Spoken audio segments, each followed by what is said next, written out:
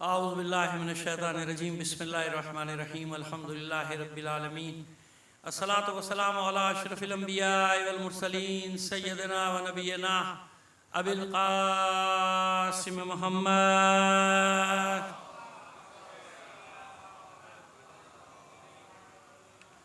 وآلہ الطیبین الطاہرین المعصومین ولعنت اللہ علی اعدائہم مجمعین من الان الى قیام یوم الدین اما بعد فقد قال اللہ تعالی فی کتابہ المبین وہو اصدق القائلین وقولہ الحق بسم اللہ الرحمن الرحیم ومن یخرج من بیتہ مہاجرا الی اللہ ورسولہ ثم یدرکہ الموت فقد وقع اجرہ علی اللہ وکان اللہ غفورا رحیما۔ صلوات بھیجئے محمد آل محمد پر۔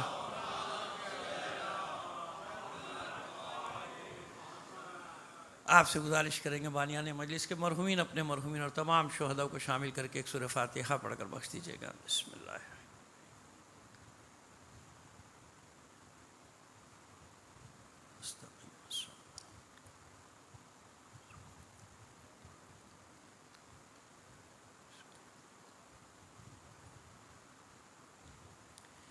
صلوات عنایت فرما دیجیے محمد اور آل محمد پر۔ اسے بہتر انداز میں بلند آواز سے ایک صلوات دیں۔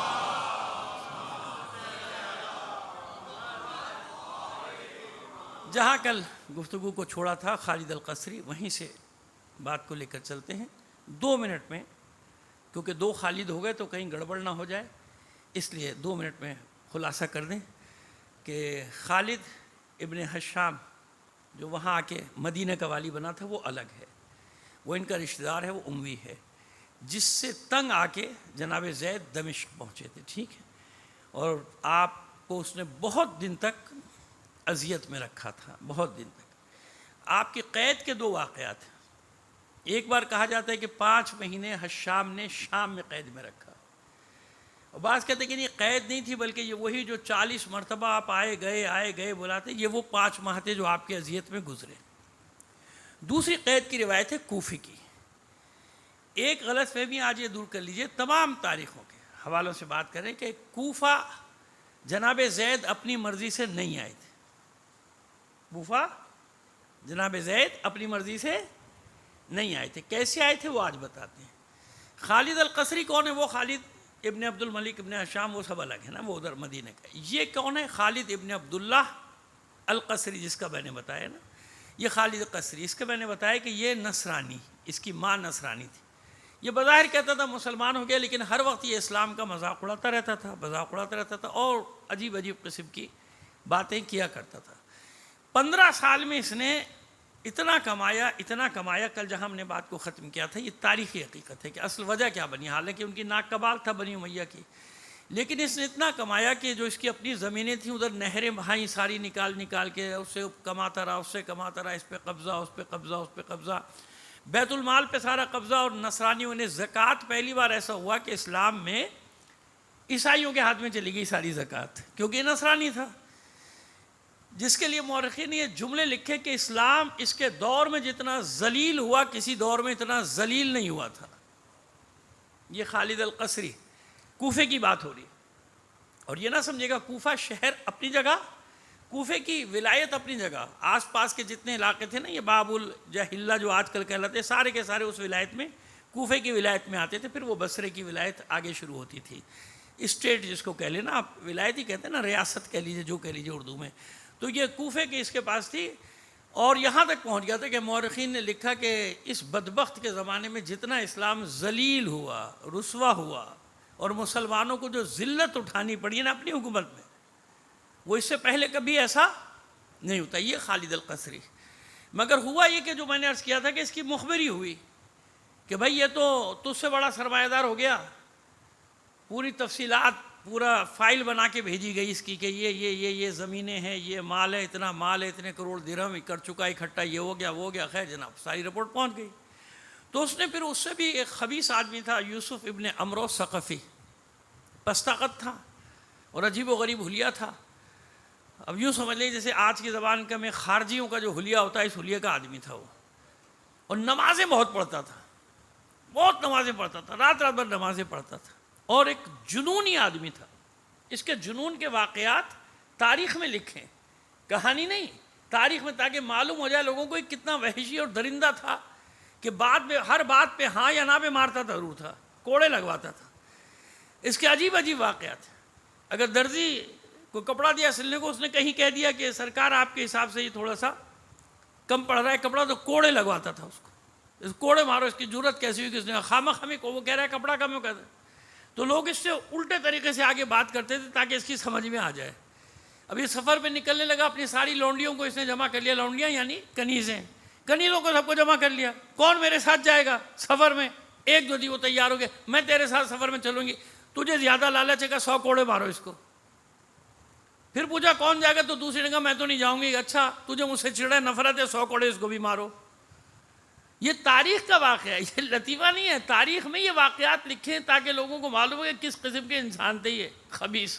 تو تیسری نے ڈر کے مارے کہا میں دونوں کا انجام دیکھ چکی بھائی، جو تیری مرضی وہ کر، مجھے نہیں معلوم جانا ہے کہ نہیں جانا، میں نے دونوں کا حشر دیکھ لیا۔ اچھا تو میرا مذاق اڑا رہی ہے کہ 100 اس کو بھی مارو۔ سمجھ گئے آپ؟ یعنی ان کے لیے کھیل تھا۔ اقتدار جب ان کے ہاتھ میں آ جائے تو انسانیت کو رسوا کرنا، انسانیت کو ذلیل کرنا، عورتوں پہ ہاتھ اٹھانا، بچوں کو مارنا، خواتین کو، کنیز کو خزگل میں کوڑے مار رہا ہے، ان کو لگا رہا ہے کوڑے، مار رہا ہے ان کو 100 کوڑے لگوا رہا ہے کہ لگاؤ ان کو 100 کوڑے لگاؤ۔ تو اس قسم کا یہ انسان، اس کو بھیجا اور سمجھا کے بھیجا کہ ترس نہ کھانا کوفے والوں پہ۔ اور دیکھیے ایک بات اور بتا دیں، کوفے میں سارے شیعہ نہیں رہتے تھے، امام اعظم ابو حنیفہ کہاں تھے؟ کوفے میں ہی تھے نا بھائی، امام اعظم وہیں کے تو ہیں، کوفے کے تو ہیں، تو وہ بھی تو کوفے میں تھے۔ تو امام اعظم کیسے تھے جب ان کے فالوورز ہی نہیں تھے؟ اس کا مطلب فالوورز تھے نا، وہاں پہ حنفی بھی تھے، سنی بھی تھے، معتزلی بھی تھے، سب ہر قسم کے لوگ تھے۔ یہ کیوں بتا رہے ہیں ابھی آگے چل کے آپ کو سمجھ میں آ جائے گی بات کیا، تمام لوگ تھے، جتنے بھی تھے یہ سب لوگ وہاں موجود تھے۔ مگر کوفہ مشہور تھا کیونکہ اس زمانے سے کہ زیادہ تعداد کس کی تھی؟ علی کے چاہنے والوں کی۔ اس واقعے کے بعد یہاں کوئی آل محمد میں سے آیا نہیں تھا، کوفے نہیں آیا تھا۔ واقعہ کربلا کے بعد کوئی کوفے نہیں آیا تھا۔ اب جب یہ شام میں یہ بحث مباحثہ ہوا اور آپ کو اتنے مہینے تک اس نے اذیتوں میں رکھا، کیونکہ یہ پورا عرصہ آپ کا مدینے سے نکل کے اور شہادت تک کا یہ ہے 17 ماہ کا، یہ کوئی 2-4 دن کی بات نہیں ہے، 17 ماہ۔ اور ظاہر ہے کہ اس عرصے میں آپ کے رابطے رہے، بصرے تک رابطے ہوئے، سب جگہ رابطے ہوئے، لوگ اس سے بیزار تھے حشام سے، اور وہ چاہتے تھے کہ کوئی قیادت ہو ایسی کہ جس کے سہارے ہم کھڑے ہو کر قیام کریں، جیسے کہ ہوتا ہے کہ قیادت ملے ہم قیام کریں، اسے جان چھڑائیں، ان ظالموں سے جان چھڑائیں۔ اس کے ظلم، جبر اور ناانصافیوں سے تنگ آ چکے تھے نا لوگ۔ یہی حشام ہے جس نے واپس لے لیا تھا نا، فدق بھی واپس لیا تھا جو حضرت عمر ابن عبدالعزیز نے اہل بیت کو دیا تھا، اس نے واپس لیا، حالانکہ واپسی کا حکم کسی اور نے بھی دیا تھا، مگر اس نے فوراً ہی وہ قبضہ کر کے ان سے سب لے کے اور آل رسول پہ اس نے ظلم و ستم کے پہاڑ توڑنا شروع کر دیے تھے۔ تیسری بات، ایک اور نقطہ یاد رکھیے ہمیشہ کے لیے کہ کربلا کے بعد آل علی میں سے پہلا قیام جو کیا ہے نا وہ جناب زید نے، پہلا قیام۔ پہلے ہوئے قیام مگر وہ آل علی کے نہیں ہیں، جیسے جناب مختار ثقفی کا قیام ہے، جیسے توابین کا جناب سلیمان بن سرد خزائی کی قیادت میں ان کا قیام یہ ہیں، لیکن آل علی میں، علی کی اولاد میں جو پہلا قیام ہوا واقع کربلا کے بعد وہ کس کا ہوا؟ جناب زید۔ اور یہ قیام اس بات کا موجب بنا کہ پھر اس کے بعد اولاد علی نے گھٹنے نہیں ٹیکے کسی کے سامنے، ہر جگہ مقاومت کرتے رہے، سب سے لڑتے رہے، بنی امیہ سے بھی لڑتے رہے، بنی عباس سے بھی لڑتے رہے۔ وہ جو کہتے ہیں نا لوگ کہ بھائی ائمہ نے تو قیام نہیں کیا، بیٹے اب تمہیں کیا پتا کیا کہ نہیں کیا؟ یہاں تک کہ امام جعفر صادق علیہ السلام کے پاس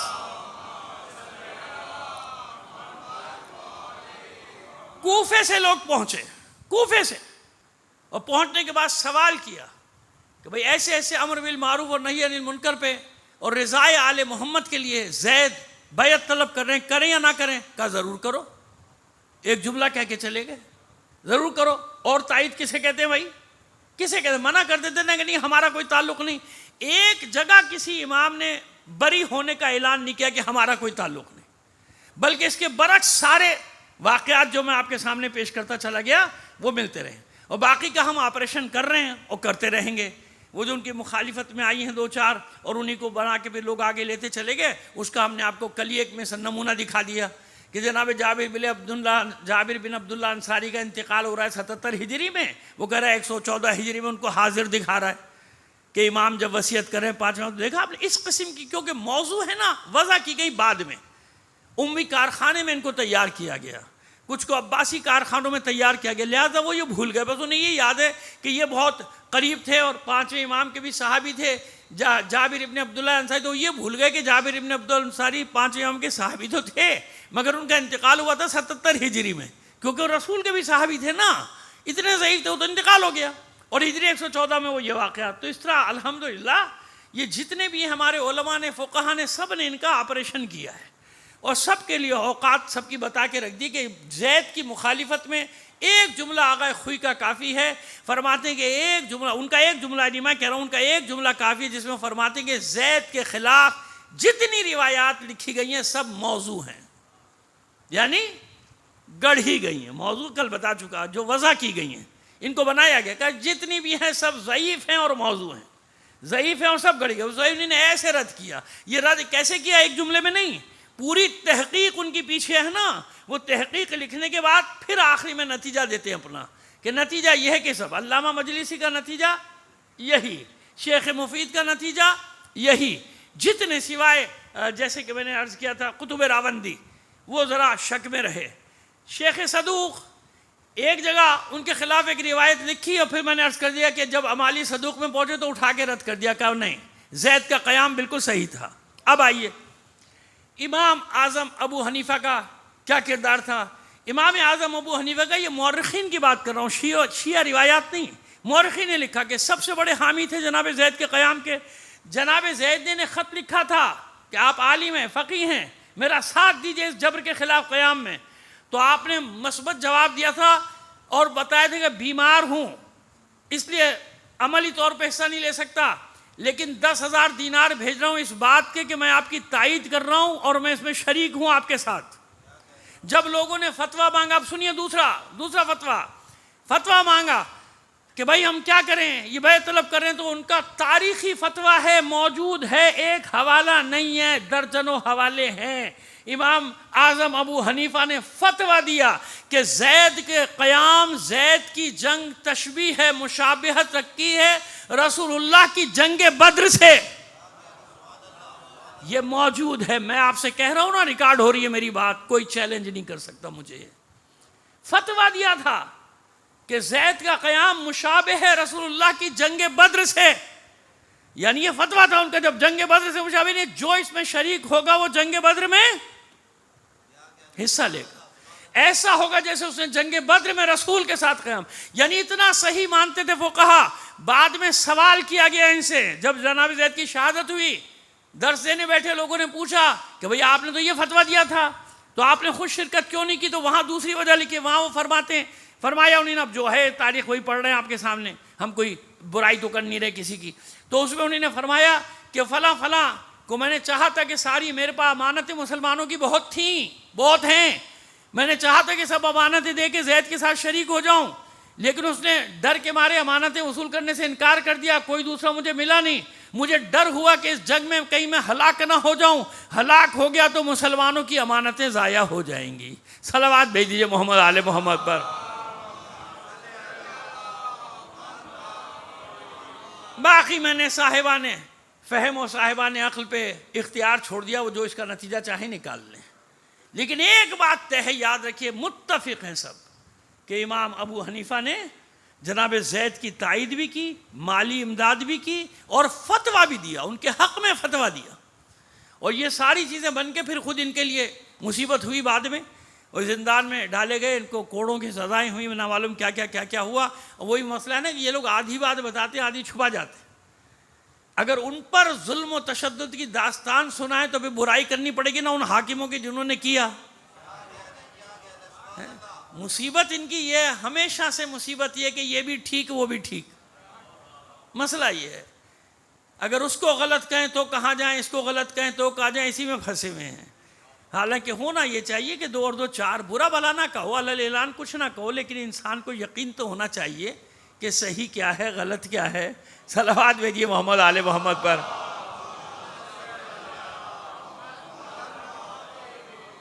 تو یہ ہم نے آپ کو بتا دیا کہ ان کا کریکٹر کیا رہا تھا. ان کا کریکٹر یہ تھا کہ وہ پورے طور پہ بلکہ مالی مدد بھی کی تعداد یعنی وہ گنتی بھی لکھی ہوئی کہ 10,000 درہم بھیج رہا ہوں آپ کے پاس.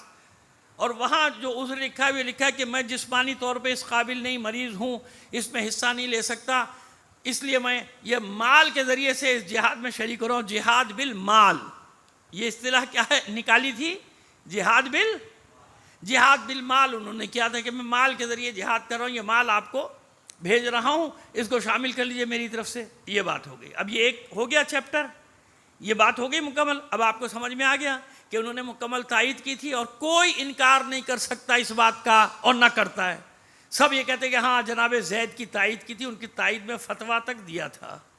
یہ تو 3 تاریخی باتیں مستند جو ہر جگہ موجود ہیں نا, مورخین نے بھی لکھا, سیرت نگاروں نے بھی لکھا, اور سب سے بڑی کتاب جو لکھی گئی سیرت امام اعظم ابو حنیفہ پہ, اس میں ساری تفصیلات یہ پوری لکھی ہیں جناب. اور جناب زید کو امام تک کہا ہے امام ابو حنیفہ نے کہ امام زید کے لیے بھیج رہا ہوں. زید کو امام کہا ہی نہیں, امام ابو حنیفہ نے. یہ ساری چیزیں. اب آئیے پھر واپس آپ کو وہاں لے کر چلیں. خالد القصری کا جب یہ پوری رپورٹ گئی کہ بھئی یہ ہو رہا ہے یہاں, تو اس نے پھر بھیجا کس کو, یوسف بن عمرو ثقفی کو. یوسف بن عمرو ثقفی کو بھیجا اور تاکید کرے کہ وہ فوراً گرفتار کرو, گرفتار کر کے اس کو اندر ڈال دو, بعد میں بتاؤں گا کہ کیا کرنا ہے. وہ جناب آیا ہے, کسی اور جگہ تھا, وہاں سے آتے اس نے شبخون مارا, اس کو پکڑا, اس کے ساتھیوں کو پکڑا, جیل میں ڈالا, اور خود کوفے کے ممبر پہ چڑھ کے اس نے اعلان کیا مسجد اعظم, یہی مسجد کوفہ. اور کہتے ہیں واللہ عالم ایسا ہے کہ نہیں, مجھے تو نہیں لگتا ایسا ہوگا, لیکن بعض جگہوں پہ لکھا ہے کہ اس زمانے میں اس کا احاطہ بڑا تھا. میری سمجھ میں یوں نہیں یہ بات نہیں آتی کہ جب ہم مسجد کوفہ جائیں, آپ میں سے جو گئے آپ کو معلوم ہے کہ ایک طرف جناب سید امام مولا کائنات امیر المومنین علیہ السلام کا بیت شرف ہے, بیت الشرف ہے, اور بالکل اس کی دیوار سے متصل دارالعمارہ کے کھنڈرات ہیں, وہ بھی دیکھے ہوں گے یقیناً آپ نے, دن کے وقت جائیں گے تو سب نظر آتے ہیں دیوار سے. آپ دیکھیے عبرت کی بات دیکھیے آپ, صدیاں گزر گئیں, عبد الملک ابن مروان نے اس کو ڈھایا تھا, آج تک کسی کی ہمت نہیں ہوئی کہ وہاں کوئی تعمیر کر لے. کچھ ایسے کوئی لینڈ مافیا والے, ہاں پاکستان میں ہوتی تو ہو چکے ہوتے. ہاں آپ کا چڑیا گھر جانے والا ہے, خبر دے رہا ہوں آپ کو, سلامت رہیے. ہاں جانے والا ہے. ایسے جانور نہیں مر رہے وہاں پہ, مارے جا رہے ہیں. بتا رہا ہوں آپ کو. آپ کہیں گے یہ کیا خبریں لے کے آ جاتے ہیں کہاں کہاں سے. صلوات بھیجیے محمد آل محمد پر.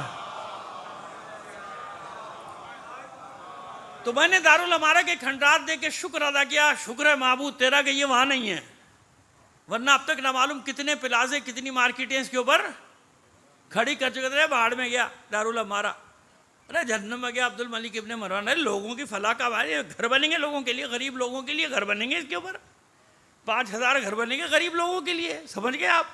تو 5,000 غریب لوگوں کے لیے گھر بن چکے ہوتے اب تک جو. لیکن وہاں کسی حاکم کی, کسی بادشاہ کی بڑے سے بڑا جابر آیا, ایسا خوفزدہ ہو گیا تھا اس روایت سے کہ وہ اس نے بھی ڈر کے مارے وہاں کچھ بنانے کی کوشش نہیں کی, کہ واقعی یہ جب تک رہا ہر حاکم کا سر وہیں قدموں میں آتا تھا دوسرے کے, پہلے والے کا سر بعد والے, بعد والے کا سر اس کے بعد والے, بعد والے کا. پوری روایت ہے, آپ سنتے چلے آئیں, ہم نے بھی کئی بار پڑھی ہے. صلوات بھیجیے محمد آل محمد پر. اب اس کو ڈال دیا گیا زندان میں. اب ادھر یہ کیس چل رہا ہے.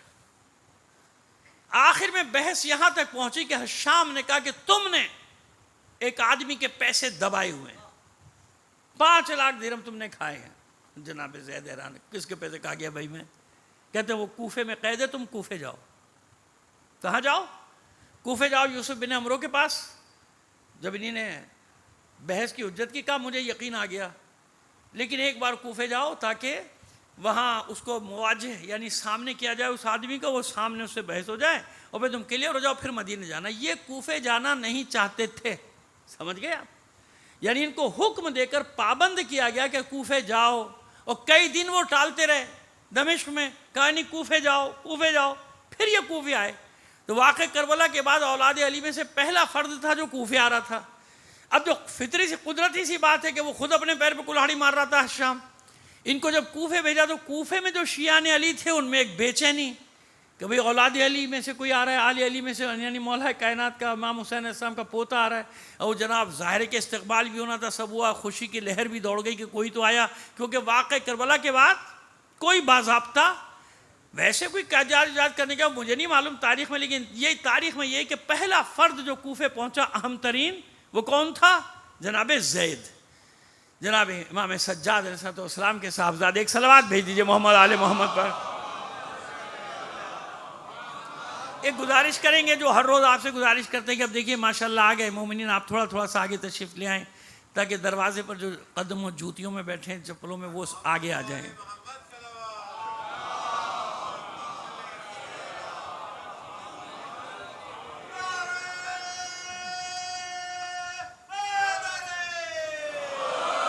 یا علی، ایک بار اور صلوات عنایت فرمائیے۔ الحسین والا اولاد الحسین والا اصحاب الحسین۔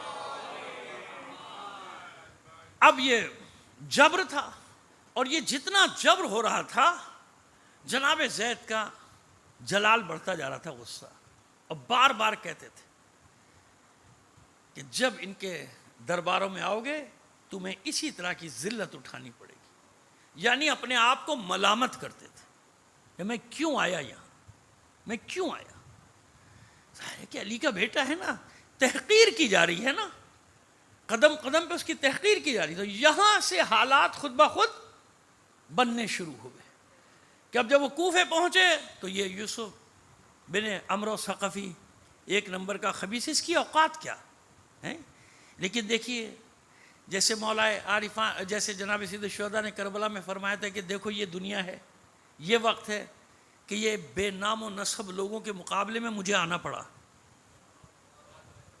آپ نے تو بہت کچھ کہا تھا، میں نے ایک لفظ کہا کہ ان لوگوں کے، ان پست اور کمین لوگوں کے مقابلے پر مجھے آنا پڑا، یعنی تو یہ اس قابل بھی نہیں، لیکن جب اللہ امتحان لیتا ہے تو ایسے لیتا ہے نا، بڑی ہستیوں کا اسی طرح امتحان لیتا ہے کہ پست لوگ جن کا نام و نسب نہیں، جن کے واقعی میں ویسے ممبر سے وہ ایسی بات کرتا بھی نہیں ہوں، لیکن بڑا ڈھکا، جس کو کہتے ہیں کہ ڈھکا چھپا کے آپ کے سامنے پیش کر رہا ہوں کہ ان کو جبھی تو ان کی ماؤں کے نام سے پکارا جاتا تھا، یبن زرقا، یبن مرجانہ۔ دیکھیے عربوں میں ایک ہی لقب ہے، اس میں عزت بھی ہے، اس میں ذلت بھی ہے۔ ابھی مثالیں دے دیں گے، بنی فاطمہ سے نہیں دیں گے ورنہ آپ کہیں گے جناب فاطمہ کے لیے بات کریں، نہیں نہیں، ہم عربوں کا قاعدہ بتا دیں نا آپ کو، ہم عربوں کا قاعدہ بتا دیں آپ کو۔ ماں کے نام سے 2 وقت پکارا جاتا تھا، یا انتہائی عظمت اور بلندی کے لیے۔ مثلا مثال دوں آپ کو، معصومہ کے خطبے میں ایک جگہ آتا ہے یا بنی قیلا۔ قیلا کون ہے؟ اوس و خزرج جو 2 بھائی تھے نا، 2 قبیلے جن میں خون ریزی ہوتی رہی، بنی اوس بنی خزرج۔ اوس و خزرج دونوں سگے بھائی تھے، ان کی والدہ کا نام تھا قیلا۔ ان کی والدہ کا کیا نام تھا؟ قیلا۔ تو بیوی نے ان کو غیرت دلانے کے لیے ماں کے نام سے پکارا تھا، کیونکہ ان کی ماں بہت عظیم عورت مشہور تھی، اور دونوں کے بیٹے تو اس لیے ان کو بنی قیلا کہا جاتا تھا۔ اوس و خزرج کے والد کا نام تو بہت ڈھونڈو تو کہیں ملے گا، ہے، لیکن بنی قیلا یہ کس کے لیے کہا جاتا تھا؟ عظمت کے لیے۔ اب یہ قرینے سے پہچانتے تھے عرب، قرینے سے کہ یہاں عظمت مراد ہے یا ذلت مراد ہے، یعنی خطاب کا انداز بتا دیتا تھا۔ جیسے اردو میں ہوتے ہیں نا، ایک ہی لفظ ہے، مثال کے طور پہ علامہ، لیکن آپ سمجھتے ہیں کہ کہاں عزت کے لیے ہے۔ چلیں صلوات بھیج دیجئے محمد آل محمد پر۔ ایک ہی لفظ ہے نا، ایک ہی لفظ ہے نا علامہ، لیکن کہنے کے انداز بتا دیتا ہے کہ یہاں کس لیے کہا جا رہا ہے، تحقیر کے لیے کہا جا رہا ہے یا تعریف کے لیے کہا جا رہا ہے نا۔ ہم آپس میں کہتے ہیں نا ہاں یہ بڑا علامہ بن رہا ہے، اب یہاں مراد کیا ہے؟ ڈیگریڈ کرنا ہے نا، ایک ہی لفظ۔ تو 2 مقامات پہ ماں کے نام سے پکارا جاتا تھا۔ اب جب ان کو کہا جاتا تھا آل فاطمہ تو یہاں فخر، غرور، عظمت، فاطمہ کیوں سب جانتے تھے فاطمہ رسول کی بیٹی، بنی فاطمہ یا آل فاطمہ، اور خود بھی کہتے تھے نا کہ انا ابن فاطمہ الزہرا، جس تاریخ میں فاطمہ زہرا کا بیٹا ہوں۔ تو معلوم تھا کہ یہاں عظمت مراد ہے۔ اب جب تحقیر کرنی ہوتی تو مکے سے چلیے، وہاں سے چلیے، تو اس لیے نام لیا تھا سمیہ کے بیٹے۔ اب جب کہا او سمیہ کے بیٹے تو سننے والوں کو سمجھ میں آ گیا کہ ذلیل کر رہا ہے۔ سمیہ کا بیٹا کیوں؟ ابا کا نہیں پتا تھا، 9 آدمیوں میں جھگڑا ہوا تھا۔ صلوات بھیجیے محمد آل محمد پر۔ ٹھیک ہے جناب، بس یہ ایک جملہ کہہ دیا ہم نے، ساری کہانی آپ کو سمجھ میں آ گئی۔ تو جناب سید الشہداء جب پکارتے تھے یبنا زرقا، یبنا مرجانہ، تو کیوں؟ معلوم ہے کہ کیوں کہہ رہے ہیں، آ رہی ہے ہماری بات سمجھ میں؟ بس یہی جناب زید کے ساتھ سامنے آ گیا مسئلہ، کیا کرے حسین کا بیٹا، ہے نا، کربلا بعد کربلا، کربلا بعد کیا کرے حسین کا بیٹا؟ سامنے وہی مرحلہ آ گیا نا کہ یا ان کو اپنا امیر تسلیم کرے یا جان دے، اب کیا کرے بتائیے آپ؟ یہاں مسئلہ یہ ہے ہی نہیں نا کہ وہ تو ہم ثابت کر چکے کہ امام کی رضا بھی ہے، امام کی منظوری بھی ہے۔ امام نے شہادت کا سن کے یہ بھی فرمایا کہ اگر زید کامیاب ہو جاتا تو اپنا وعدہ پورا کرتا۔ کون سا وعدہ؟ وہ جو لوگوں کو دعوت دے رہا تھا رضائے آل محمد، بیٹا موبائل بند کر دو، میرے بچے پہلی بار آ رہے ہو شاید تم میری مجلس میں، ایک صلوات بھیجیے محمد آل محمد پر۔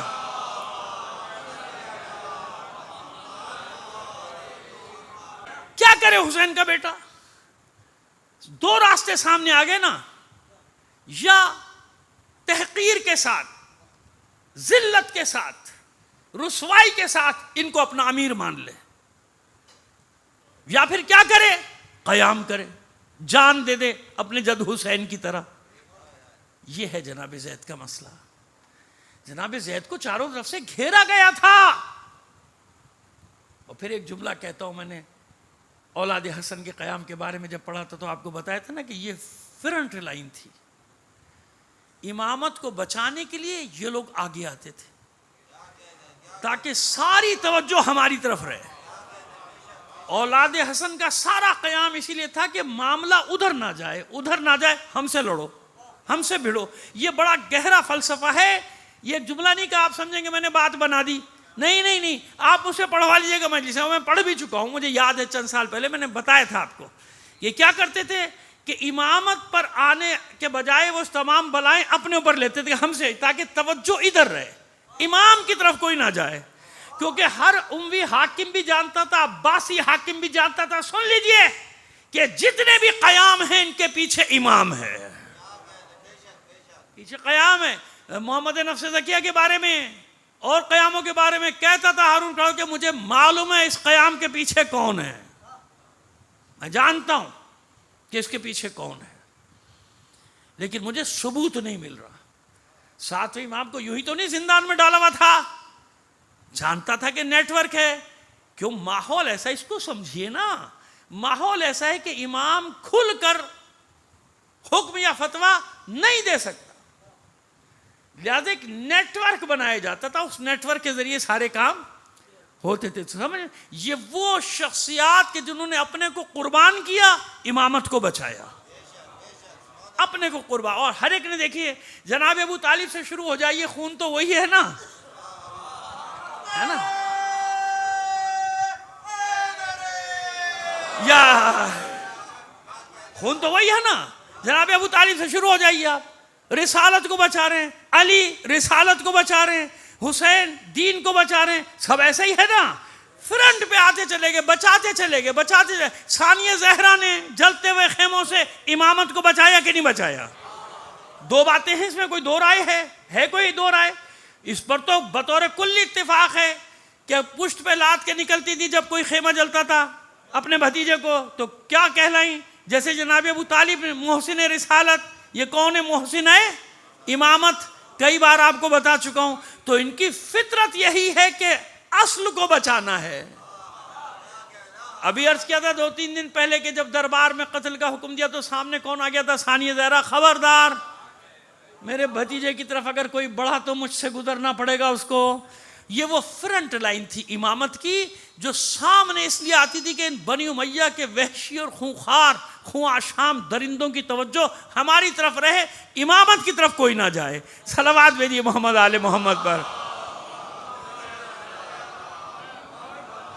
آئیے اب میں نے عرض کر دیا پس منظر سمجھ رہے ہیں آپ کہ اب جناب زید کی کیفیت کیا ہے. وہ جانا چاہتے ہیں مدینے، وہاں سے نہیں زبردستی حکم ہے یہاں جاؤ، کوفے جاؤ، کیونکہ خود نہیں کرنا چاہتا اپنے ہاتھ سے معاملے کو. جیسے سب کا یہ طریقہ کار رہا، بعد میں افسوس کرتے تو بڑا افسوس ہو گیا، ہمارے پاس آ جاتے تو یہ ہو جاتا ہے وہ ہو جاتا ہے. بڑے خبیث تھے، بڑے خبیث تھے یہ لوگ. تو اب اس نے طلب کیا اپنے دربار میں، اور وہ ایک تحقیر کے ساتھ، بیٹھنے کی بھی جگہ نہیں، کھڑے ہیں جناب سے، اپنے پر جبر کر رہے ہیں. جبر یعنی قوت برداشت، قوت برداشت کہ اب چلو یہ وقت گزارو کسی طرح. تو کہتا ہے کہ آپ پر ایک شخص کا دعویٰ ہے، آپ نے اس کے 5 لاکھ درہم لیے ہیں، واپس نہیں کیے. اچھا، ان کے ساتھ ایک شخصیت اور بھی ہیں جو جیل میں بھی تھی، شام میں زندان میں بھی تھی، اور وہ داؤد ابن علی ابن عبداللہ ابن عباس، نہیں علی ابن داؤد ابن عبداللہ ابن عباس، یعنی عبداللہ ابن عباس ان کے پوتے، جناب عبداللہ ابن عباس رضی اللہ تعالیٰ عنہ کے پوتے، جناب عباس کے پرپوتے، عباس ابن عبد المطلب، ان کے پرپوتے بھی ساتھ ہیں. کیونکہ یہ سب اس وقت تک تو ایک ہی ہے نا، سب چل رہے ہیں، ساتھ چل رہے تھے سارے، بنی عباس اور بنی ہاشم سب ساتھ چل رہے تھے نا. خیر بنی عباس تو بنی ہاشم کی شاخ تھے، بنی ابو طالب اور بنی عباس یہ سب ساتھ چل رہے تھے اور دونوں ہی قربانیاں دے رہے تھے. تو وہ ساتھ تھے ان کے.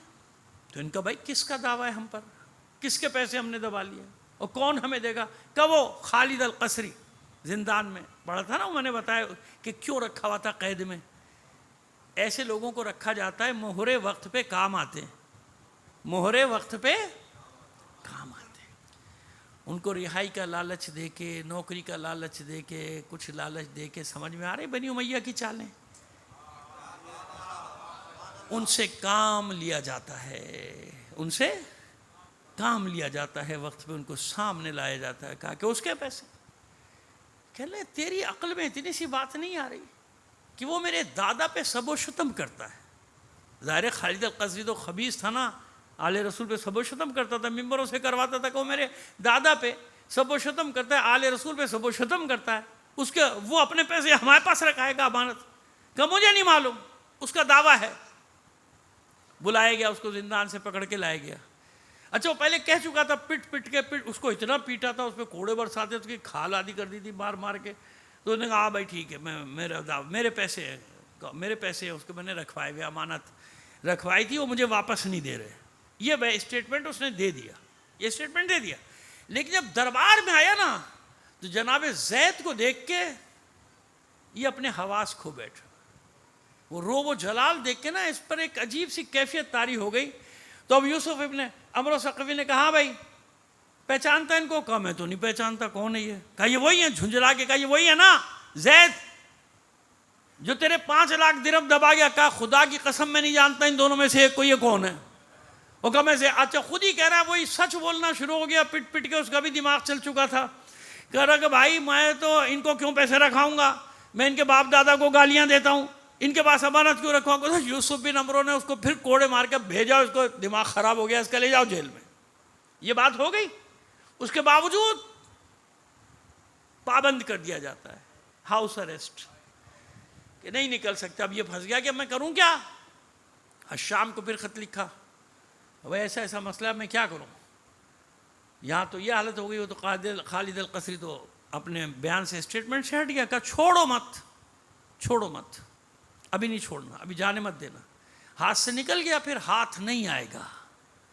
ایک بار جب یہ نکل گیا تیرے ہاتھ سے، پھر یہ ہاتھ نہیں آئے گا. کیونکہ ایک جملہ اس کے غلام نے، حشام کے غلام نے اس کو بتا دیا تھا کہ یہ کہہ کر گیا ہے، زید دروازے پر کہہ کے گیا کہ اب تو مجھے کسی اور انداز میں اپنے سامنے دیکھے گا. تیش میں تھے نا، غصے میں تھے، تحقیر ہو رہی ہے. یہاں یہ ہوا کہ کوفے والوں کو موقع مل گیا. کوفے والے جمع، اب یہ نہ نکل سکے کوفے سے، نہ جا سکے، کوفے میں ہیں. تو کوفے میں جو میں نے پہلے عرض کیا خالی شیعہ نہیں تھے. سنو، پڑھو تاریخ جا کے. آپ کی بیعت کرنے والوں میں سنی، حنفی، معتزلی، شیعہ سب تھے. اب میں کیا مثال دوں؟ تاریخی مثال ہے، خیر پاکستان کے فیور میں ہے. جو پاکستان سے محبت کرتا ہے وہ قبول کر لے گا اس کو. ہے سارا دھکیلا امریکہ نے ہم کو افغانستان کی دلدل میں ہے. اسی نے دھکیلا نا، یہ کر لو وہ کر لو، جہاد کرایا، بیڑا غرق کرایا، لاکھوں مار دیے گئے ادھر بھی ادھر بھی، اور اس کے بعد سارا ملبہ کس پہ ڈالا؟ پاکستان پہ. سارا ملبہ کس پہ ڈالا؟ پاکستان. سب بھاگ گئے، پورا یورپ تھا وہاں، سب کی فوجیں تھیں، امریکہ بہادر سمیت. ملبہ کس پہ ڈالا؟ پاکستان. پاکستان میں کیا ہوتا ہے؟ کوئی کچھ کر لے، کر لے، ایک شیعہ کوئی کام کر دے، کیا کہیں گے؟ پوری قوم کو کہتے ہیں کہ نہیں کہتے؟ وہ ملعون، وسیم رضوی، خبیث، نریندر یا جوتی، پتہ نہیں کیا اس کا نام ہے بدبخت کا، جو اس نے رکھا ہے نیا نام، جوگی ووگی کر کے کچھ ہوگا، نریندر تراگ یا جو بھی ہے، باہر لکھا ہے تو میں نے تو اس پہ بنائے بھی ہے، کچھ بیان بھی دیے تھے، لیکن اب بھول گیا کئی مہینے ہو گئے اس کا منحوس کا نام. اس نے جب قرآن کے خلاف اسٹیٹمنٹ شروع کیا، ساری دنیا نے کہا شیعہ ہے، شیعہ ہے، شیعہ. ارے بھائی، شیعوں کے علماء نے اس کو مرتد قرار دے دیا، جان چھوڑو ہماری. سب نے یہاں کے وہاں کے سب نے کہہ دیا مرتد ہے، نہیں مان رہے. اس نے اپنا مذہب بدل لیا، اب تو ہم سے کوئی تعلق نہیں. جب مذہب ہی بدل لیا، وہ ہندو ہو گیا، ختم ہو گئی بات. اب ہم سے اس کا کیا واسطہ ہے؟ اب ہمارا اس کا کیا رشتہ رہے گا؟ نہیں، پھر بھی شیعہ شیعہ. اور ابھی جس نے سویڈن میں قرآن جلایا وہ کون تھا؟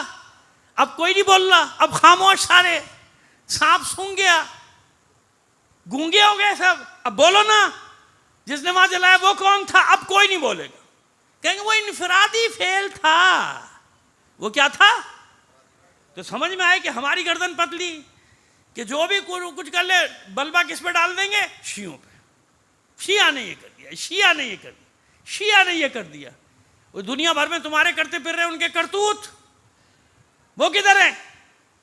سمجھ میں آ گئی بات؟ بس ہوا کیا؟ سب کو اپنی جان چھڑانی تھی، بے وفائی سب نے کی. بصرے سے لے کے کوفے تک سب نے چھوڑا. 80,000 نے بیعت کی تھی، ان 80,000 میں سب تھے، حنفی تھے، معتزلی تھے، سنی تھے، سب شامل تھے اس میں جتنے فرقے تھے، کیونکہ سب جان چھڑانا چاہتے تھے. لیکن جب زید کی شہادت ہوئی تو کیا کہا؟ حالانکہ سب کے لیے جملہ کہا تھا، رفضتمونی، تم نے مجھے چھوڑ دیا ہے. الزام کس پہ ڈال دیا؟ یہ رافضہ، شیعہ رافضہ. یہ رافض کی داستان کیوں گڑی گئی؟ ہمیں ٹارگٹ کرنے کے لیے کہ شیعوں پہ ملبہ ڈال دو، شیعوں نے یہ کیا، شیعوں نے وہ کیا، شیعوں نے ایسا کیا. شیعوں نے پہلے بیعت کی اور پھر ساتھ چھوڑ دیا. وہ تمہارے جو بڑے بڑے جنہوں نے بیعت کی تھی وہ کہاں گئے؟ تو پھر وہ بھی وہی ہوئے نا کہ جنہوں نے پیسے بھیجے، فتوے دیے، مگر زید کا میدان میں ساتھ نہیں دیا. تو جاؤ پہ سب کو کہو نا. اس لیے بتا رہا ہوں کہ یہ کہاں سے شروع ہوا رافضہ کا سلسلہ، رافضی کہنا. اب جس کا پروپیگنڈا چل گیا چل گیا. تیسری مثال دے دیں، تحریف قرآن. ہمارے یہاں ہے بعض ضعیف، ہمارے آج تک فقہا نے ان کی تائید نہیں کی، آج تک نہیں کی. یہی قرآن مجید ہے، آپ تاج کمپنی کا بھی لے آتے ہیں، الفرقان کا بھی لے آتے ہیں، مصباح القرآن کا بھی لے آتے ہیں، جہاں سے بھی لے وہی کہ قرآن ہے، جو دیکھ لو وہی مسجد میں رکھے ہیں، وہ اٹھا کے دیکھ لو وہی قرآن ہے نا. لیکن ایک جگہ چند آیات ہیں تحریف کی، کسی جگہ بس. شیعوں کا قرآن ہی نہیں ہے. شیعہ تو تحریف کے قائل ہیں، کیونکہ شیعہ قرآن کو نہیں مانتے، لہذا ان کے قرآن جلا دو، اس لیے مسجدوں میں جلاتے ہیں. دلیل ان کے سمجھ میں آ گئی بات؟ جاؤ الاتقان پڑھو علامہ سیوطی کی. آپ سے بھی کہہ رہا ہوں 2 جلدوں میں ہے، اردو میں بھی آ گئی ہے. اس لیے تاکید کرتا ہوں کتابوں کے حوالے پہ کہ ریکارڈ تو ہو جائے، کم سے کم آپ نہ خریدو کتابیں، کبھی تو یاد رہے گا. علامہ سیوطی کی الاتقان علوم قرآن کے اوپر ہے کتاب. اس میں ایک باب ہے جمع قرآن.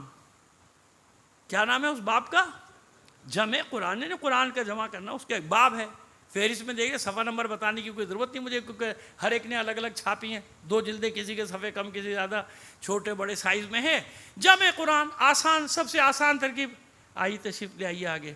ایک بار صلوات بھیج دیجیے محمد آل محمد پر. لاؤ بیٹا پانی دے دو.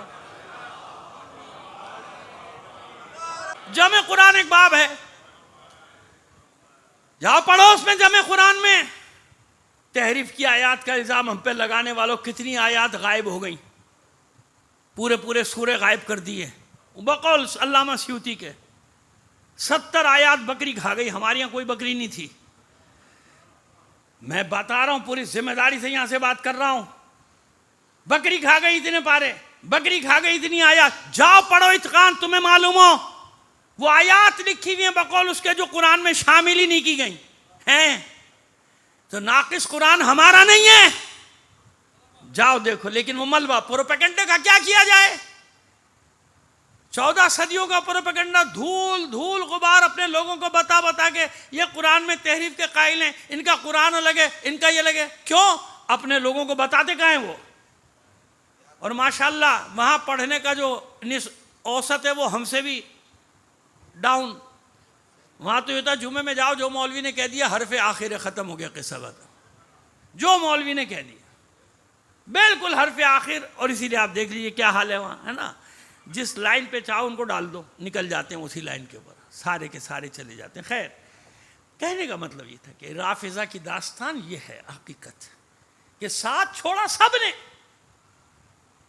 بے وفائی کی سب نے، الزام کوفے والے تو ہمیشہ۔ اس لیے میں آپ کے سامنے تاریخ پڑھ رہا ہوں کہ نہیں، کہاں تک بیعت ہوئی تھی۔ اب جب یہ حالات ایسے ہوئے، جناب زید نے ہر کاری، کیونکہ جانتے تھے کہ میں محاصرے میں آ گیا نا، اب میں نکل نہیں سکتا، لہذا اب کیا کرے علی کا بیٹا، عالم ہے، فقیہ ہے، مدبر ہے، رابطے سب جگہ، رابطے کرنا شروع کیے۔ 5 مہینے اس میں گزرے۔ اب وہ میں نے عرض کر دیا پہلے کہ قید میں اختلاف ہے کہ وہاں قید میں رہے یا یہاں، لیکن دونوں جگہ نظر بندی ہے، تو یہ دونوں کو بھی شامل کیا جاتا ہے۔ کبھی کہا جاتا ہے کہ نہیں، کوفے میں 5 مہینے قید رہے، پھر یوسف، اور وہاں پہ بھی آپ کا سسٹم جاری رہا، ملاقاتوں کا، پیغامات کا، سب جگہ۔ اور لوگ، کیونکہ لوگ تنگ آ چکے تھے نا ان سے، اب لڑنے کو، مرنے کو، پھٹنے کے لیے تیار تھے کہ لاوا۔ آپ نہ معلوم کتنی بار یہ دیکھ چکے ہیں، پڑھتے ہیں کتابوں میں، تاریخوں میں، کیسا ہوتا ہے نا، لوگ ایک بار بیزار ہوتے ہیں، جب جوتے پڑھتے ہیں تو بھاگ جاتے ہیں، جوتے پڑھتے ہیں تو ہوتا ہے، انسانی فطرت ہے، شور مچاتا ہے، جوتے نہیں برداشت کر سکتا، بھاگ جاتا ہے۔ تو اب یہ ہوتا کیا تھا کہ بیچ میں جو اولاد علی کے شیر ہوتے تھے وہ اکیلے رہ جاتے تھے، لیکن شیر تو شیر ہوتا ہے، وہ تھوڑی واپس جاتا ہے، وہ جان دے دے گا، سر تھوڑی جھکائے گا۔ شہید فخر کی طرح، اولاد حسن کی طرح، محمد نفس زکیہ کی طرح، ابراہیم نفس رضیہ کی طرح لڑے لڑے لڑے، لڑتے لڑتے جان دے کے بہادری کی داستانیں ہمارے لیے چھوڑ کے گئے۔ اور ایک ہی اصول دیا، جب دنیا عزت سے جینے نہ دے، عزت کی موت کو گلے سے لگا لو۔ ذلت کے ساتھ نہ جینا، ذلت کے ساتھ نہیں، یہ کام نہیں ہے حسینیوں کا، ذلت کے ساتھ نہ جیو۔ اچھا آئیے آگے لے کے ذرا سا چلیں، آپ کو وقت تو ہو گیا، لیکن انشاءاللہ آخری جملے جہاں سے ہم کل بات کو شروع کریں گے وہاں سے لے کے چلتے ہیں۔ اب یہ گھبرایا، شام کے جاسوس خبریں دے رہے ہیں، یوسف ابن عمر صفقیہ، عمرو صفقی یہ گیا ہوا ہے کسی مہم پہ، کوفے میں نہیں ہے، اس کے جاسوس نے خبر دی کہ معاملات خراب ہیں، کوفہ پھر سرکشی پہ تیار ہو رہا ہے، اور یہ تو نے غلطی کی ہے، زید کو وہاں پہ بھیج کے زید کو جلدی سے نکال۔ یوسف کو حکم دے کہ زید کو خارج کر، زید کو مدینے بھیج، یا کچھ بھی کر اس کا، یہ کوفے میں کچھ دن اور رہ گئے، سرکشی ہے، کوفے کی دیواروں پہ سرکشی آ گئی ہے۔ اور وہ لوگ بھی ایسے ہوتے ہیں نا، ہلکے لوگ، کوئی بات ان کے پیٹ میں تو ٹکتی نہیں ہے نا، سمجھ گئے نا آپ۔ انہوں نے بنی امیہ والوں کو دیکھ دیکھ کے اب تمہارے دن تھوڑے رہ گئے، چھوڑیں گے نہیں، وہ چھوڑنے سے پہلے ہی اندر خود ہو گئے، اب ان کو چھڑوانا ایک مصیبت ہوتی ہے۔ صلوات بھیجیے محمد آل محمد پر۔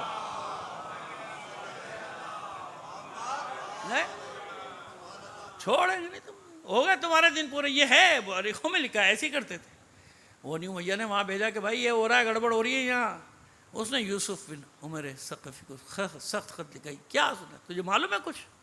مجھے ساری خبریں آ رہی، فوراً نکال زید کو وہاں سے، اور مدینے بھیج، اور حلقے میں بھیج، پابندی میں بھیج، سپاہیوں کے درمیان بھیج دے ان کو مدینے میں، کیونکہ رسک نہیں لے سکتا تھا اس وقت کوفے میں ان کو قتل کرانے کا۔ جانتا تھا کہ آگ جب وہ گرم ہوتی ہے نا، اس وقت تو نہیں کرتے نا یہ لوگ، حرکت بعد میں کرتے ہیں کہ بھئی ابھی پبلک کھڑی ہو جائے گی، مصیبت ہو جائے گی، نکالو۔ اس نے جناب زید کو حکم دیا کہ بس جی اب آپ کوفہ چھوڑ دیں۔ کہا بھئی میرے کام ہے، کچھ نہیں جا سکتا۔ کہا نہیں، چھوڑنا ہوگا۔ اس نے سپاہی وپاہی ساتھ کی جائیں، کوفے سے باہر تک شامی سپاہی اس کو، یعنی شام کے سپاہی چھوڑ کر آ گئے۔ کوفے کے بعد یہ علی ابن داؤد ساتھ ہیں ان کے، جن کا میں نام بار بار، داؤد ابن علی، علی ابن داؤد، جناب عبداللہ ابن عباس کے پوتے ہیں، یہ ساتھ ہیں۔ اب جیسے ہی کوفے کے لوگوں کو معلوم ہوا، حلہ کے لوگوں کو معلوم ہوا، باب النینوا سب کے لوگوں کو معلوم ہوا کہ جناب زید کو نکالا گیا، تو یہ سینکڑوں کی تعداد میں ان کے پاس وہاں پہنچ گئے کوفے سے باہر، کہا کہ اس کی مجال نہیں کہ آپ کو کوفے سے نکالے، آپ واپس چلیں کوفہ۔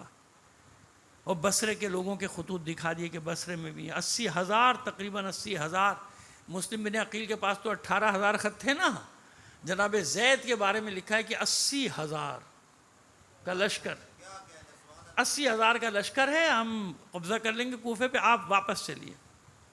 اب جناب زید پہلے شش و پنج میں ہوگا نا کہ کیا کروں، جاؤں ان کے ساتھ واپس یا نہ جاؤں، اچھا وہاں جاؤں تو کیا کروں، وہاں بھی خالد ابن عبداللہ بیٹھا ہوا ہے ملعون، یعنی مشکل ہے، دمشق جاتا ہوں وہاں مشکل، تو خود فیصلہ کیا جناب زید نے کہ یہ رسک لینے کے سوا کوئی چارہ ہے نہیں کہ لڑا جائے، لڑا جائے۔ اور بھی خود کہتے بھی تھے کہ وہ خبر پوری ہونے کا زمانہ آ گیا جو میرے بارے میں دی گئی تھی، کیونکہ آپ جانتے تھے نا کہ میں بیٹھنے والا تو نہیں ہوں ان کے مقابلے میں، ان کے سامنے جھکنے والا تو نہیں ہوں، لہٰذا آپ واپس آئے۔ تو جناب داؤد ابن علی نے اپنے طور پہ، جیسے ہوتا ہے نا، جیسے جناب سید الشہداء کو کتنے بتانے والے تھے، سارے کے سارے 2 نمبر تو نہیں تھے نا، کچھ مخلص بھی تھے، تو ایسے مخلص لوگوں نے، اس میں سے یہ بھی تھا، اس نے کہا کہ دیکھیے ایسا نہ کیجیے، اب آپ واپس کوفے نہ جائیں، کہیں اور نکل جائیں، کسی طرف نکل جائیں، کوفے نہ جائیں، دیکھیں یہ پہلے بھی ایسا کر چکے، پھر ایسا نہ کرے۔ کہا کہ دیکھو مسئلہ یہ کہ ابھی انہوں نے کچھ کیا نہیں، نہ ہاں یا نہ، کچھ نہیں کیا، میں چھوڑ کر چلا جاؤں مجھے گوارا نہیں ہے، یہ کہیں گے کہ علی کے بیٹے کو ہم نے پکارا، آواز دی، علی کے بیٹے نے ہماری آواز کا جواب نہیں دیا، تو چلو واپس چلتے ہیں، اب جو ہوگا وہ دیکھا جائے گا، اگر یہ لوگ جمع ہو گئے ہم اس نظام سے نجات حاصل کر لیں گے، اس ملوکیت کو اکھاڑ کے پھینک دیں گے، ورنہ اللہ جانتا ہے کہ ہم اپنے لیے تو جنگ نہیں کر رہے، ہمارا نعرہ اپنے لیے نہیں ہے، ہمارا نعرہ ہے امر بالمعروف کے لیے، تاکہ یہ خرابیاں ختم ہو معاشرے میں جو رائج ہیں۔ دیکھتے تھے نا دل جلتا تھا، بھئی آج بھی 2-4 تو ہوں گے نا جن کے دل جلتے ہوں گے دیکھ دیکھ کے چیزیں، لیکن بیچارے کیا کریں، بس وہ اپنا دل محسوس کے رہ جاتے ہیں کہ کیسے ٹھیک کریں ان کو، بولیں تو مصیبت، نہ بولیں۔ آپ کیا کر رہے تھے، آپ کیوں خاموش تھے؟ ابھی ایک اور مسئلہ تازہ ہوا ہے، میں آپ کو کیا بتاؤں، کیا عرض کروں، مسئلہ نہیں بتانا چاہتا، اب وہ مسئلے پہ ہمیں میسیج چلیں، علماء خاموش ہیں، علماء نہیں بول رہے، میں نے کہا کہ خدا کا خوف کر لو، خدا کا خوف کر لو، اور کسی کی گردن نہیں ملتی، ان کی گردن پتلی ہے، جب علماء بولتے ہیں تو تم گھس جاتے ہو بلوں میں، کوئی نکلتا بھی نہیں ان کی حمایت کے لیے، کوئی بات بھی نہیں کرتا، جب وہ بول دیتے ہیں ان کو گالیاں پڑتی ہیں، ان کو مغلظات پڑتی ہیں، تو تم کہاں ہوتے ہو اس وقت؟ کہ سارا آسان طریقہ یہ کہ اپنا سارا ملبہ اٹھا کے مولوی کے گندے پہ لاد دو، بھئی آپ نے کیوں نہیں روکا؟ خیر ان باتوں سے گھبرانے والے تو نہیں نا لوگ، اپنا کام جانتے ہیں، کرتے ہیں، بیچارے بولتے رہتے ہیں، جیسا بھی ہوتا ہے بولتے رہتے ہیں، کیا کیا جائے، کرنا تو ہے نا۔ تو اب یہ سارا ماحول اس قسم کا کہ آواز دی ہے جواب دیں، تو جناب زید نے واپسی کا سفر اختیار کیا، واپس چلو۔ بصرے کے لوگ بھی آ گئے، بصرے کے لوگوں نے کہا جیسے ہی آپ قیام کریں گے لشکر تیار ہے، 80,000 آدمی۔ اب یہاں آ کے آپ نے خط لکھنے شروع کیے، یوسف ابن عمرو ثقفی باہر ہے، خبر پہنچی، پھر شام کو پھر کہاں ہے، وہیں پہنچ گیا واپس زید۔ اب جب یہ واپس آیا تو اس کی ہمت نہیں، کیونکہ اس نے دیکھا کہ کوفے کے حالات بدل رہے ہیں، اب یہ بار بار کہے آپ چھوڑیں، کہا ابھی میرا کام ہے، میں نہیں جاتا، ابھی میں نہیں جاتا، ابھی میں نہیں جاتا، انشاءاللہ اب یہاں سے ہم کل گفتگو کا آغاز کریں گے، زندگی رہی کہ اب ہوا کیا آگے، کوفے میں لڑائی کیسے ہوئی، جنگ کیسے ہوئی، یحییٰ بن زید کہاں تک اپنے بابا کے ساتھ رہے، اس کے بعد کہاں غائب ہو گئے یحییٰ بن زید، کدھر چلے گئے، پھر کہاں وہ دوبارہ نمودار ہوئے، پھر یحییٰ کا بیٹا حسن، مجلسیں 2 بچی ہیں، لیکن کوشش کریں گے کہ جلدی جلدی ایک حد تک، ایک مقام تک اس مضمون کو پہنچا دیں۔ زندگی نے وفا کی، آپ کہیں گے پھر پڑھ دیں گے۔ میں نے کہا نا جناب زید پہ اتنا میٹر نکلا ہے، اتنا میٹر نکلا ہے کہ میں حیران ہو گیا، حیران ہو گیا، درجنوں سے اوپر بات بڑھ گئی، 100 سے اوپر کتابوں کے نام مجھے مل گئے، اس سے زیادہ جگہوں پہ ان کا ذکر ملا، اتنا ملا ہے کہ میں اگر مجھ جیسا ناچیز حقیر سے طالب علم 1 مہینے پڑھتا رہا ہوں، جناب زید پہ میٹر ختم نہیں ہوتا۔ اور میں نے اسی لیے اس موضوع کا انتخاب کیا کہ کچھ نہ کچھ خلاصہ، خاکہ کچھ تو ذہن میں رہے گا نا میرے جوانوں کے، میرے بچوں کے، تاکہ ان کی غلط فہمی کہیں بھی وہ سنیں، کوئی بات سنیں غلط ان کے متعلق انہیں معلوم ہو کہ غلط ہے، جھوٹ ہے۔ زید مجاہد ہے، زید علی کا بیٹا ہے، زید حسین کا بیٹا ہے، زید سید سجاد کا بیٹا ہے، غلط کام نہیں ہے، غلط کام نہیں کہ عالم ہے، فقیہ ہے، جس کو ایک فرقہ امام مانتا ہے، جس نے عالم اسلام کے نامعلوم کتنے ملکوں پہ حکومت کی اس زیدیہ فرقے نے، وہ امام مانتا ہے زید کو۔ اتنا بڑا قابل تو تھا جس کی فقہ چلتی رہی، اس کی مسند امام زید کے نام سے فقہ، اور اب بھی موجود ہے، یمن وغیرہ میں تو اب بھی چلتی ہے نا فقہ زید، فقہ اتنا بڑا عالم ہے۔ تو یہ مقصد تھا، انشاءاللہ میں اس میں کامیاب ہو رہا ہوں کہ لوگوں کے ذہن میں یہ بات بیٹھ جائے، نہیں زید کو کچھ نہیں سمجھنا، غلط نہ سمجھنا، کبھی بھی غلط نہ سمجھنا۔ اب میں نے بتایا نا کہ زندگی تنگ کر دی نا، اس پہ گھیرا تنگ کر دیا اس کے گرد، کیا کرے علی کا بیٹا، پھر کیا کرے؟ جناب سید الشہداء نے آخر میں کیا کہا تھا بتائیے؟ حجت تمام کرنے کی، یہ نہیں کہ میدان چھوڑنے، حجت تمام کرنے کے لیے کہا تھا نا، اچھا چلو میں یہاں چھوڑ دیتا ہوں، اسلامی سرحدیں چھوڑ کے کہیں چلا جاتا ہوں، پھر مانے تھے وہ؟ نہیں مانے تھے نا۔ یہ حجت تمام ہو رہی تھی کہ کہاں جاؤں بھائی، جہاں جاتا ہوں یہ میرے پیچھے، جہاں جاتا ہوں میرے پیچھے، جہاں جاتا ہوں، اتنا کہتے تھے کہ آخر وہ قیام کرنے پہ وہ مجبور ہو جاتا تھا اولاد حسن میں سے، کیونکہ ذلت قبول ان کو نہیں ہوتی تھی کہ ہم ذلت قبول نہیں کریں گے تمہارے ہاتھوں، مر جائیں گے، قتل ہو جائیں گے۔ اور اسی لیے اللہ نے ان کے ذکر کو زندہ رکھا، ان سب کے، ان کے نشانیوں کو زندہ رکھا، لاشیں نہیں ہیں نشانیاں ہیں، ہے نا، زندہ رکھا۔ اب جائے ابن زید کا کل بتا دیں گے انشاءاللہ آپ کو۔ ایک صلوات بھیجیے محمد آل محمد پر۔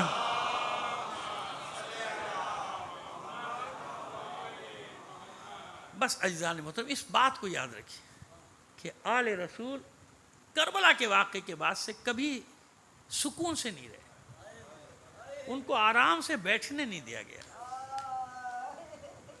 وہ جو میں ایک اصطلاح استعمال کرتا ہوں نا ہمیشہ، کربلا باد کربلا، کربلا باد کربلا، کربلا باد کربلا، کہیں چین سے نہیں رہنے دیا، کہیں سکون سے نہیں رہنے۔ جہاں یہ جاتے تھے مصیبت اور آلام کے پہاڑ ان پر توڑے جاتے تھے۔ دیکھیے معصوم کونین 75 دن یا 95 دن یہی ہے نا حضور کے بعد، لیکن آپ کے مرثیے میں جملہ کیا ہے؟ صبت علیہ مصائب لو انہا صبت علیہ میں سر نہ لے آلی۔ میں بہت سوچتا تھا، بے شک ایسی مصیبتیں جو معصومہ صدیقہ ہے، طاہرہ ہے، جو فرما رہی ہیں سچ، سچ کی آخری منزل پر حق، فرما رہی ہے کہ مصیبتیں پہاڑوں پر ٹوٹتی تو پہاڑ ریزہ ریزہ ہو جاتے، تو کچھ تو ہے نا۔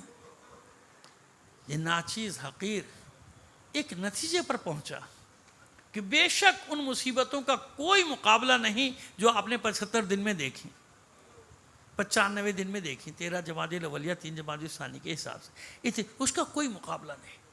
ایسی مصیبتیں تھیں کہ ایک 18 یا 19 سال کی،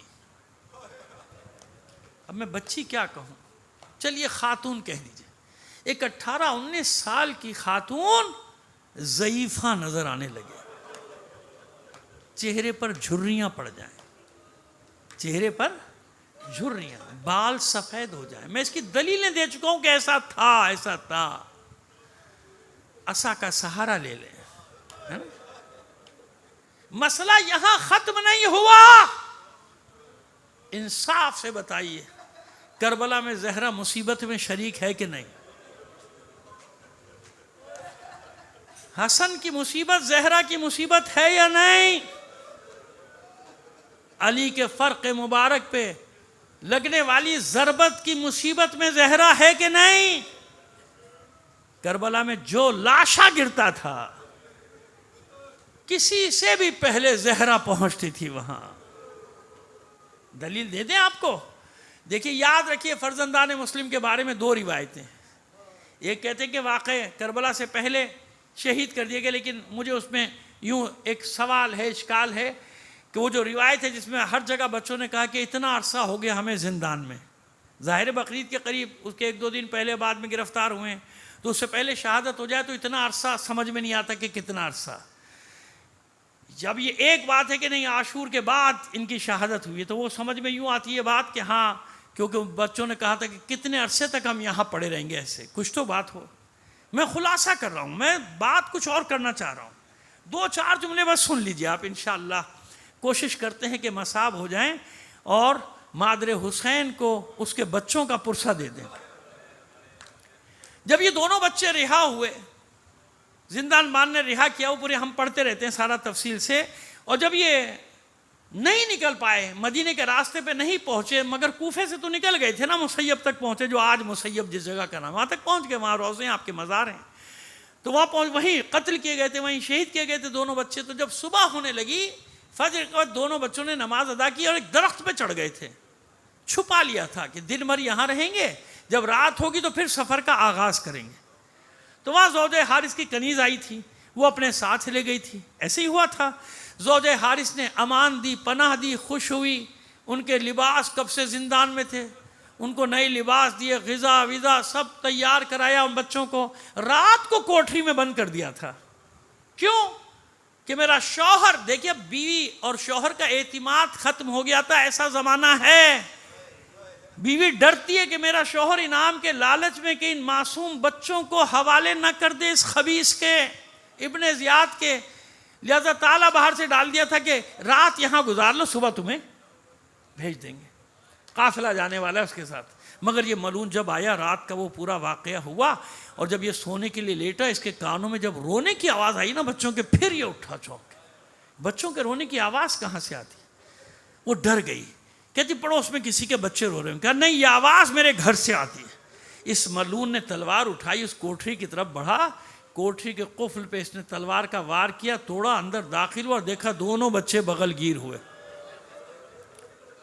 تیش میں آگے بڑھا۔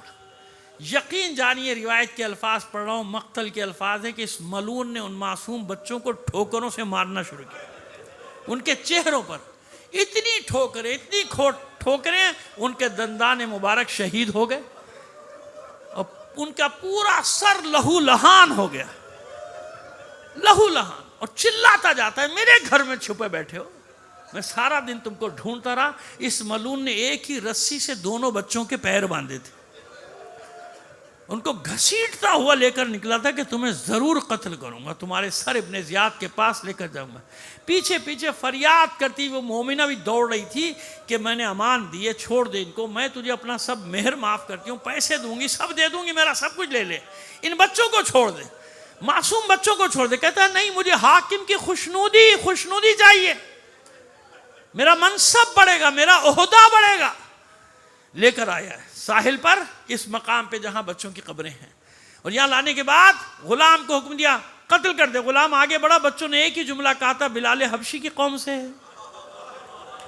چونک گیا غلام، کہتا تمہارا کیا تعلق بلال حبشی سے، تم کیسے جانتے ہو؟ کہ نہیں، ہم نے دیکھا نہیں، سنا ہے، ہمارے جد رسول خدا کا مؤذن تھا۔ حیران ہو کر کہتا ہے تم آل رسول ہو؟ کہا کہ ہاں، اللہ کا رسول ہمارا جد ہے، جعفر ہمارا جد ہے، حیدر کرار ہمارا جد ہے، ہم عقیل کے پوتے ہیں، مسلم کے یتیم ہیں۔ تلوار پھینک دی، کہا یہ جرم نہیں کر سکتا، یہ گناہ نہیں کر سکتا، یہ فعل کبھی نہیں کر سکتا کہ آل رسول کے بچوں کی گردنیں تلوار سے اڑاؤں۔ چھلانگ لگا دی نہر میں۔ بیٹے سے کہا، ماں نے کہا دودھ نہیں بخشوں گی، آگے بڑھا تھا۔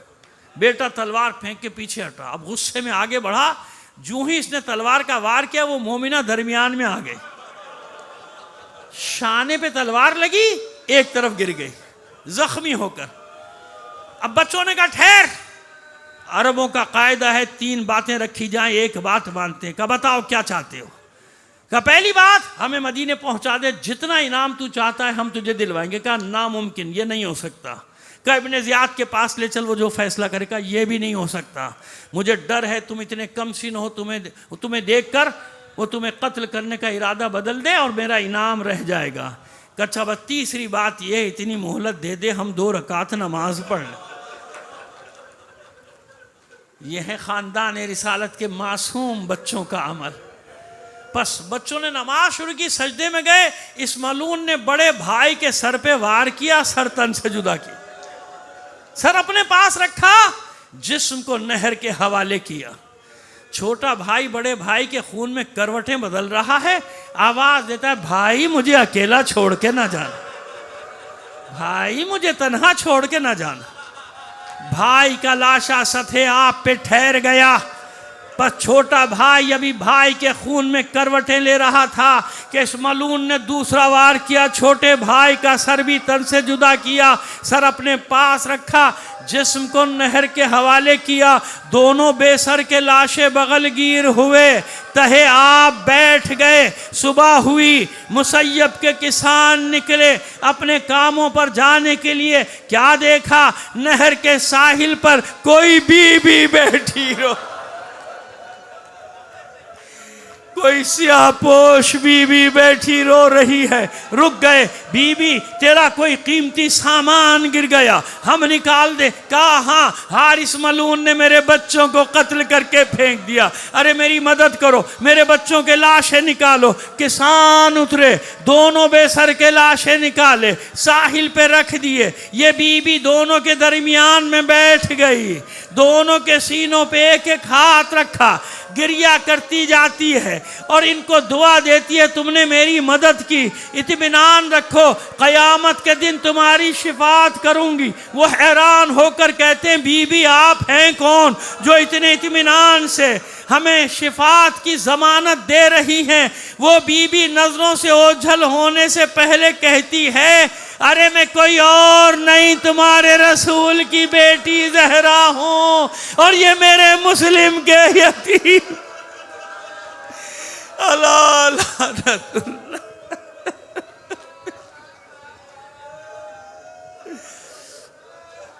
وَسَيَعْلَمُ الَّذِينَ ظَلَمُوا أَيَّ مُنْقَلِبٍ يَنْقَلِبُونَ۔